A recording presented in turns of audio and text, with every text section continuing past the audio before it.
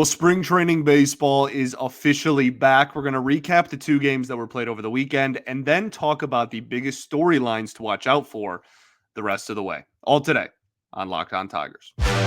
You are Locked On Tigers, your daily Detroit Tigers podcast.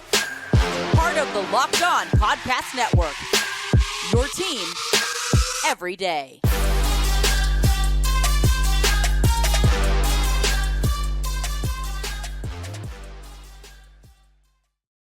What is up, everybody? Welcome back to another edition of Locked On Tigers. I'm, of course, your host, Scott Bentley. Today is Monday, February 26th, 2024. Thank you so much for making Locked On Tigers your first listen.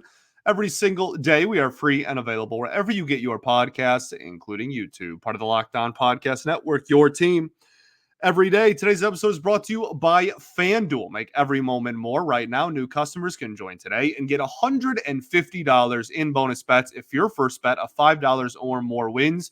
Just visit FanDuel.com/lockedon to get started. All righty. Welcome back, everybody. Hope you all had a fantastic weekend. Happy Monday to all. So we're going to spend a majority of the show, bulk, if you will, spend the I've been saying meat and potatoes a lot. Meat and potatoes of the show will be, I don't know why.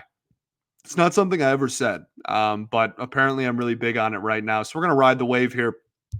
But we are going to spend a majority of the show talking about the biggest storylines to watch the rest of spring, right? Looking ahead, we're only 2 games in. So just looking, when I talk about when I watch these spring training games, what I'm looking for and what I think the biggest storylines that are out there kind of are the rest of the way. And that transitions us into recapping games 1 and 2, a 9-9 tie against the Rays on Sunday because it's spring training, so no extra innings. And then a just 22-10, just absolute blowout on Saturday. And that does, let's just all take a deep breath. Okay. I saw a lot, whether it was, ironic, just like, haha, like I'm going to overreact because it's funny, or whether it was legitimate. There was plenty of legitimate frustration out there. We need to all realize that this is spring training and it's the beginning of spring training. And from like the 5th inning on, you had guys that don't even have names on the back of the jersey playing in games. If you look, just if we take Saturday, for example, I mean, if you just look at all of the pitchers that gave up runs for the Tigers in that game, there's a chance that not a single one of them makes the opening day roster. Reese Olson being the only one with a chance. Even if you think like Reese Olson's definitely going to make the opening day roster, which is not a given, but like we'll kind of talk about that as spring goes along. There is a legitimate chance that nobody else that gave up runs in that game, the other, however many it is, 6-7 pitchers that gave up runs in that game, pitch in the majors for the Tigers at any point this year, right? Higginbotham, probably not. I guess maybe. Miguel Diaz, out of options. It's either a hard yes or a hard no. Mason Englert, I don't think so. Brant Herter, maybe, but like probably not. Maybe at the end of the season, depending on, injuries and whatnot.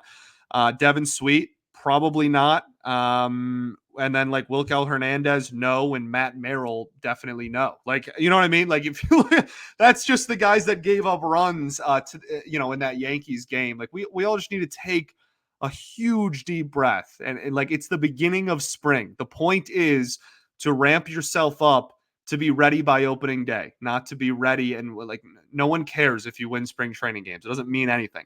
Individual performances matter. You can look at, and you have to look at who they're playing, right?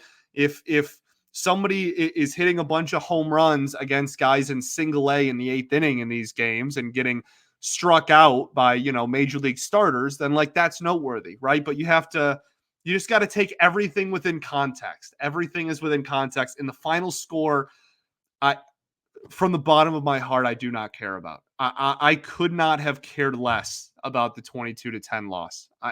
That means nothing.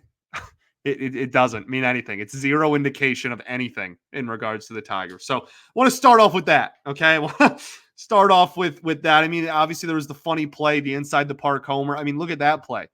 Nobody on the field when that play happened had a name on the back of their jersey. And none of those guys were, you know what I mean? Like none of those guys were 40-man guys. So it's just, Let's just all realize what it's very, very early in spring, and it's spring. 0 for 2. Okay. Individual performances, though, there's still always a lot to take. I guess we can start with Reese Olson. Reese Olson goes 1 2/3, 1 hit, 2 earned runs, 3 walks, and no strikeouts. We know he has the swing and miss stuff. He's got the nasty slider, obviously, but really, really good stuff. One of the things last year was improving his fastball. We didn't get to watch this game because shout out Major League Baseball, because I don't know why. So this game was not televised for either fan base. This just was not televised, period. But I mean, 3 walks and no Ks in less than 2 innings is not a great look, obviously. We'll give him time. Again, it's his first appearance of February. If he goes out and he's lights out the next 4 or 5, then nobody's going to remember this and whatnot. So we'll see, but definitely something he needs to get corralled in. Not sharpen the command, because that's what made him so effective in the last month and a half, 2 months of the season last year. Miguel Diaz will not have a 0 ERA. Sad that he won't have a zero ERA this year. Justin Henry Malloy, I think, is a noteworthy one. Had a walk on Saturday and then had 2 hits on Sunday. One was a hard line drive single to the pull side where he was way ahead in the count, 3-1 or 3-0, maybe even, very ahead of the count. And then also had the huge home run, crush that baseball, right center field, deepest part of the park, well over the wall. Really smoked that one. So yeah, Hinch talked a little bit about Malloy and how, if anything, he wanted him to be a little bit more aggressive, because sometimes he's so good at working the count and drawing walks that sometimes he lets good hittable pitches go early so that he can, maybe get on base later. So that seems to be working for him so far. We'll see if that lasts. Obviously, plenty of games left. Again, this is all like grain of salt analysis. This is right. If you remember last year, if you were a listener last year for the regular season, obviously this is nowhere close to as in depth as we go for the regular season games, because those games matter, and these games, as far as win-loss record goes, do not. But to the individuals, they still do, which is why we're talking about it. Justice Bigbie was, I think, one of the bigger storylines of the weekend as well in the televised game. So on Sunday's game, Justice Bigbie smoked 2 singles to the pull side. One was in the air, one was a little bit closer to the ground, and then had a deep fly ball to center field that was a fly out, but almost to the warning track as well. That's huge for me, right? Like, again, this is all looking at individual performances, and he raked last year, right? But a lot of his success came from hitting the ball the opposite way, which there's nothing wrong with that inherently if it works for you. But seeing him get success and hit the ball hard to the pull side is a huge, huge deal to me. So we're going to keep an eye on that for sure.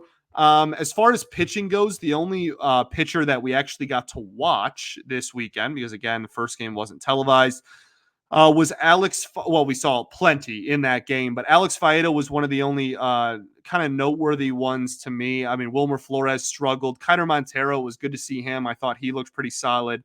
But Wilmer Flores struggled, won't make the major league team early on. A big year for Wilmer Flores, I think. He has a chance to kind of reignite the hype a little bit after it kind of calmed down last year, but struggled in this one. Needs to work on his changeup a lot.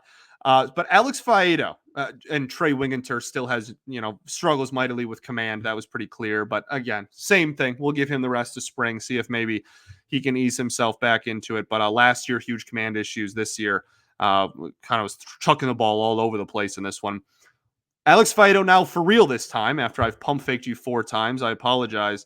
2 innings, 4 hits, 2 earned runs, no walks, 3 Ks. Give up a homer as well. There was one spot he kept putting fastballs, and all of them got smoked. It was glove side low. So low and away to righties, low and in to lefties.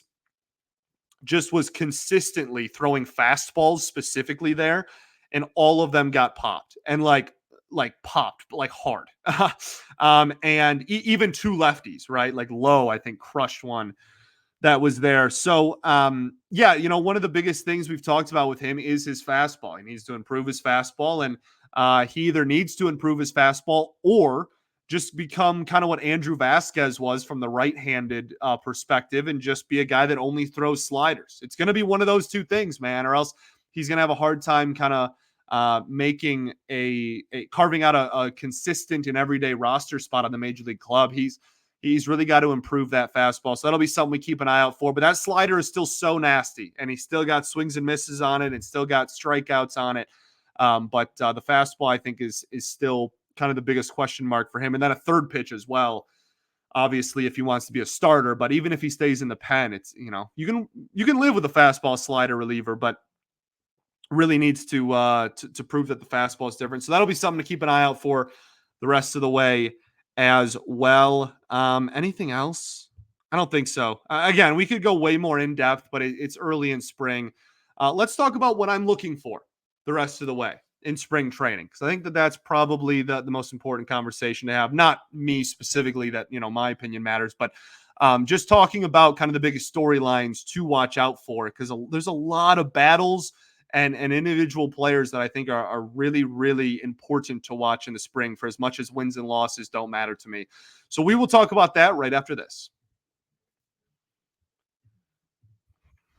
Get buckets this NBA season and with your first bet on FanDuel, America's #1 sportsbook, because right now new customers can get $150 in bonus bets with any winning $5 bet. That's $150 if your first bet wins. Just bet on all your favorites in the NBA. You can use quick bets, live same game parlays, exclusive props, and so much more. Just visit FanDuel.com/lockedon and shoot your shot. FanDuel, official sportsbook partner of the NBA.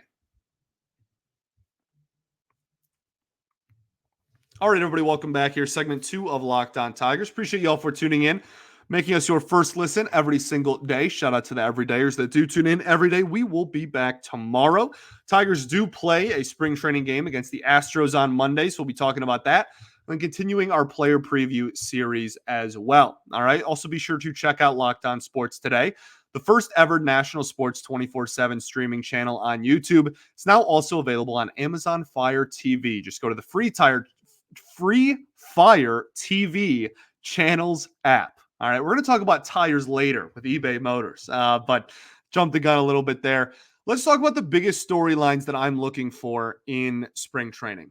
Okay, I think that there is, again, as I said, for as much as wins and losses don't matter to me, and I don't think should matter to a lot of people, just given how many different bodies are playing in these games. I do think that there's a lot of individuals and positional battles, etc., that are pretty important and that will hold a lot of weight as spring training goes along. So the first one I want to start off with is a fairly obvious one, but the last bench spot, right?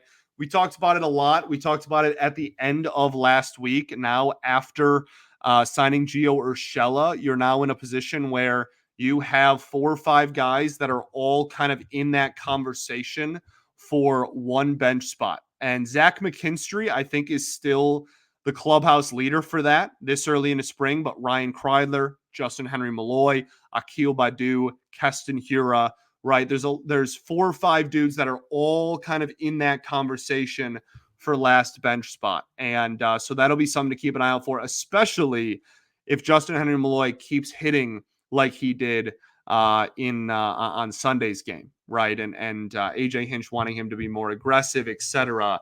That'll be really cool if he can continue to rake. That'll make that conversation a little bit trickier as spring training goes along. So that's kind of the first one, kind of a layup, right? And it's something easy that everybody is pretty well aware of.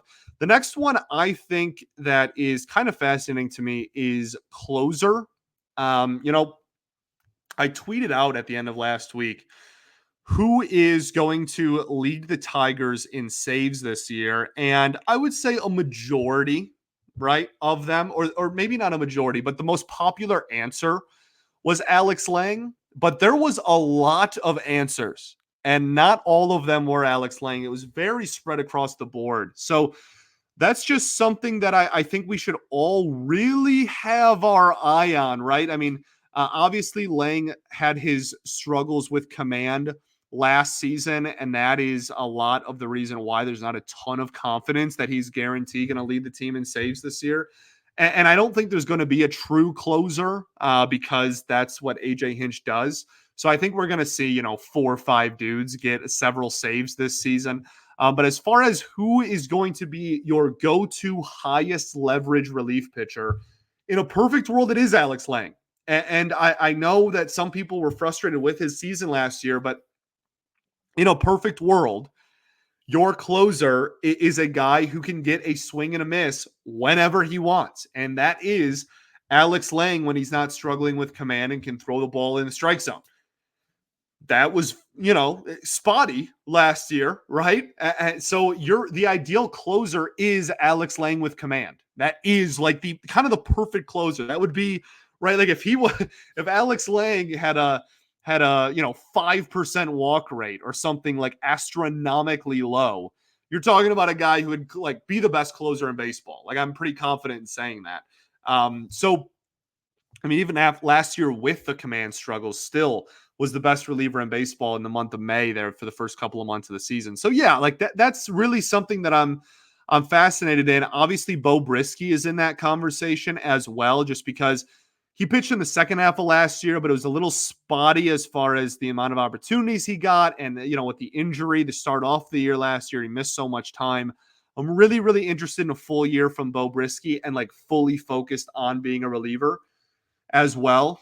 So that'll be someone to kind of look out for as well. But yeah, like there's no really high leverage moments in spring training, especially again this early in spring. But I am interested in how he's going to navigate. If there is a closer game toward the end of the spring training schedule, maybe we get somewhat of a better look. The last couple of games of spring on how he's going to navigate kind of innings 5 through 8. And then obviously, again, closer as well. So I guess you could just say 5 through 9. But that's something. And, I really like Kiter Montero as a reliever a lot. And I was really glad we got to see him pitch shutout ball on Sunday. But he's someone that I kind of have my eye on.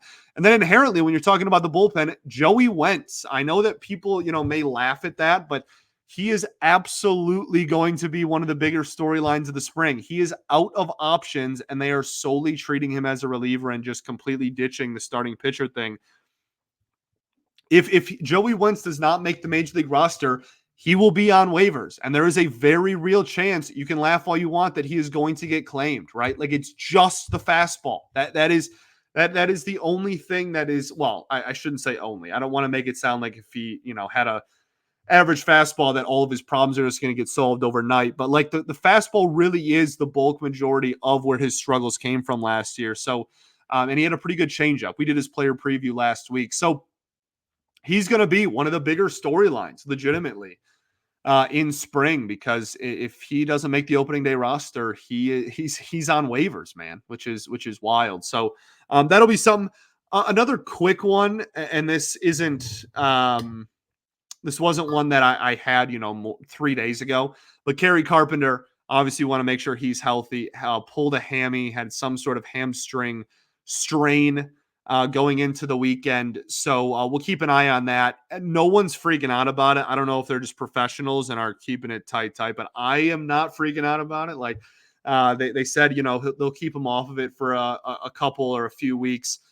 You can keep them off it for 3 weeks, and it's still a week before opening day. Like we have a lot of time. We still got a lot of time until opening day. So I'm not freaking out about it yet. If we get closer and closer to opening day, and it becomes like, oh, I don't know, like what's gonna happen. It's gonna be a close call. Then maybe my concern level will rise. But for now, I'm kind of just taking it day by day. And if Kerry Carpenter himself, he said he wasn't really worried about it, then I'm not going to worry about it. So it's another quick one to throw in there. Let's keep the ball rolling. We're going to talk starting pitching, which is a big one. There's one pitcher in particular on everybody's mind this spring. And then we'll end by talking about everyone's favorite position, third base. We'll do all of that right after this.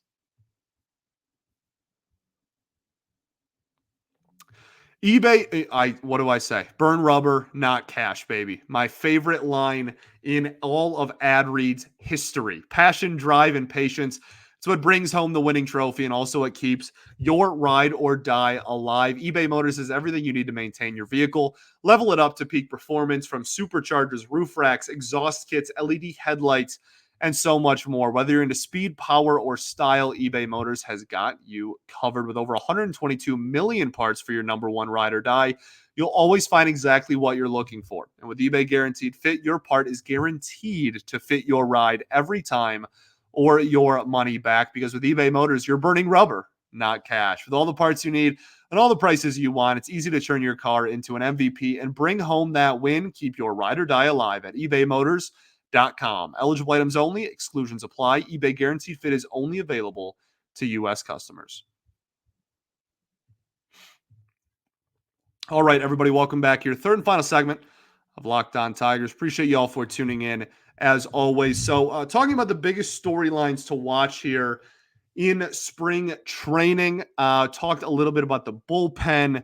I think Reese Olson is an interesting one to watch out for as well, just because what's his role on the team going to be? If you really are guaranteeing him a roster spot, it's okay. Well, where in the rotation, right? Like, I don't know if there's a guaranteed spot, but they said they don't want to go to 6 men, at least early in the season, because they have a lot of off days in April. So there's, you can put him in the bullpen as a piggyback starter, maybe to Mize. That was kind of thrown out there by a few beat writers. But then you're kind of burning through a reliever spot, right? But then also, if you can go 3 or 4 innings, then you're not using too many relievers, hopefully, that day. If Mize can go one time through the order, I don't know. It's going to be really interesting. And that transitions us into one of, if not the biggest storyline of spring training, is going to be, how does Casey Mize look?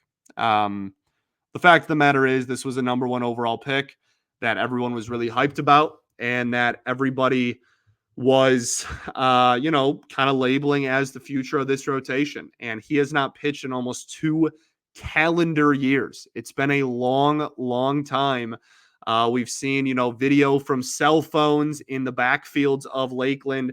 We've seen him work out on like some mound in a warehouse parking lot. Like, I mean, I don't even know if it was a mound. It might have been flat ground.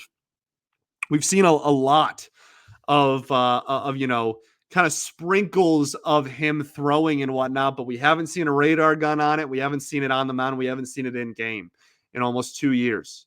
So I think that is going to be one of, if not just straight up the biggest storyline of the spring, is when Casey Mize pitches, which sounds like it'll be this week. How does he look? What is, how often does he throw the splitter? What does it look like? The biggest thing for me is going to be the fastball. What is the command at? What is the location at? I guess the spin a little bit. Like, what's the movement on it? I am fascinated with Casey Mize's fastball returning from Tommy John. And the interesting thing about his Tommy John that we've talked about a few times on this show, and I know a lot of our great beat writers have talked about it as well, is, he didn't like snap or tear anything in his UCL. The reason he got Tommy John was kind of unique and rare in that it was just it was like I think the doctor described it as a rubber band that just lost its elasticity. Like it was just kind of, not to be too graphic, it was just kind of dangling there. Like it wasn't a tight muscle anymore. And so for him to have that kind of tightened up and get ready, this guy was electric at Auburn, and he said that the back injury he'd been dealing with for years. That's another thing that's not talked about. It's not just coming back from Tommy John. It's coming back from this pretty significant back surgery as well. That's, he has him feeling apparently better than ever. And apparently he's been dealing with that like since he was drafted, the back injury. So between 2 things that just gradually over time he's been just working with and dealing with for years, like there's a legitimate chance that this is the most healthy this dude has been since being drafted. And I think that that's super exciting, but it's also kind of terrifying. Like I'm really nervous. It gives me anxiety. I want him to be good, man. I want him to be really good. And they'll limit his innings, especially early on in the year. But if he can look really good in spring, get that fastball to that mid 90s with some zip on it, throw the splitter and have it not be a big deal. Because at one point, you got to remember too, before he was shut down in 2022, or maybe this was back in It was definitely back in 21. He pitched like 9 innings or something in 2022, 6 innings, whatever. Back in 2021, at one point, he just stopped throwing the splitter because it wasn't working. It wasn't super effective. It was more of a ground ball pitch. He just stopped throwing it at one point, right? I mean, he was a pitch to contact pitcher. So I want to see swings and misses. I want to see velocity, and I want to see him able to spin it too. I want a breaking ball in there. Apparently, he's been working on kind of like I don't know if it's a sweep or a slider or a curve. We'll see, but I want to see a good breaking ball in there. If we can roll into camp with some combination of fastball, splitter, bender, and all of them look pretty sharp, and there's some optimism that he can get swings and misses and strikeouts with him. We can ball, right? We ball with that. That can be really fun really quickly. So I'm not trying to get people too pumped up or be like too nervous about it, but just it could be anything. It could be anything, man. And that's why I think it's my biggest storyline of the spring. Like it's a guy who at the end of the day, it could be he could look like 1-1 Mize, and we could be like, oh my goodness, we have a guy that could like rejuvenate his entire career and be a top end starter. Or he could be like, you know what, this guy can be a fine fifth starter, and we're gonna have to take that. And anything in between as well. Second, third, like we don't know what we don't know. And spring training will be our first little taste at finding out. That was a really kind of great transition that I didn't even intend on it being. Last thing that I want to talk about is third base. Now, also, this is not like the only important part of spring. Everything, these guys, this coaching staff is going to put people in the position that they want to see them in, right? Justice Bigby pulling the baseball, going to be great. Justin Henry Malloy being more aggressive at the plate, not striking out. A big thing with Malloy that doesn't get talked about is, yes, he draws a lot of walks, but he also swings and misses at balls in the strike zone a lot. So cutting down on those is going to be a big deal, right? Like there's something to watch with everybody. These are not the only storylines that matter. They're just, in my opinion, the biggest ones. Okay. So please let me know, other things that I didn't mention that you're kind of looking at and keeping your eye on in spring. And please do not say the final score of games. Again, I cannot articulate enough how, especially, if you want to get, when the roster's at 29 and we only have 2 or 3 guys to cut still at the end of March, if you want to talk about, you need to see them look better in those games, maybe there's a conversation there. But this early in spring, man, just do yourself a favor and don't worry about what the final score is, like at all. Third base is the last one for me. And it's like, we know who's going to play there, right? We've been just talking about third base so much. I'm burnt out. I'm burnt out from talking about third. So this isn't, like, oh, like who's gonna, we're not signing Matt Chapman, like, who's gonna play third, whatever. We know who's gonna play there. Gio Urshela, Andy Ibanez, some Zach McKinstry, and obviously Matt Bierling. Those guys are going to be the third baseman for the team this year. My question is, for Gio Urshela, where else is he gonna play? I promise you, right? We talked about this on Friday's show when we were recapping the signing. I promise you, he is not just going to be the third baseman. I promise you. He's going to play second. He's going to play short when Javi needs a day off. He's going to be pinch hit for in the 5th inning, right? Like Hinch does. And he's gonna pinch hit for somebody who's whatever, playing second base or third base. And then he's going to play the rest of the game. Like he is going to be much more than just like your plug and play third baseman guy, which I honestly, at this point, I don't think he's going to be. So that'll be something to keep an eye out for. Situationally, when do we see Urshela? Matt Vierling in general, how often is he going to get looks in the outfield? How long is he going to continue getting a lot of reps at third still, though? Obviously, Ibanez, we kind of know what Andy Ibanez is. He's a free swinger that's going to run into some good ABs there and hit the ball pretty hard when he connects. But and we already talked about McKinstry with that last roster spot conversation earlier. But I'm really fascinated in how they mix and match and situationally when they use certain players in certain situations at third base this year. And I think that especially in the second half of spring training, that'll kind of paint a little bit of a clearer picture on what third base is going to look like, at least in April, if not the whole season. All right. Thanks for making Locked On Tigers your first listen every day. Shout out to the everydayers that do tune in every day. We will be back tomorrow, baby, with a player preview, at least one, and then talking about any news and notes that come out of that Astros game as well. Again, I cannot reiterate enough. Early part of spring, they play these games to become ready. 22-10 doesn't matter. It's okay. I genuinely could not care less about the final score of the games. I care about the individual performances. Those matter. The final score really doesn't to me too much. This early, especially. All right. I'll see y'all tomorrow. Let me know what you're looking out for in the spring, and we'll talk then. Peace and love. Going to therapy's dope. I'll catch y'all tomorrow, baby. Go Tigers.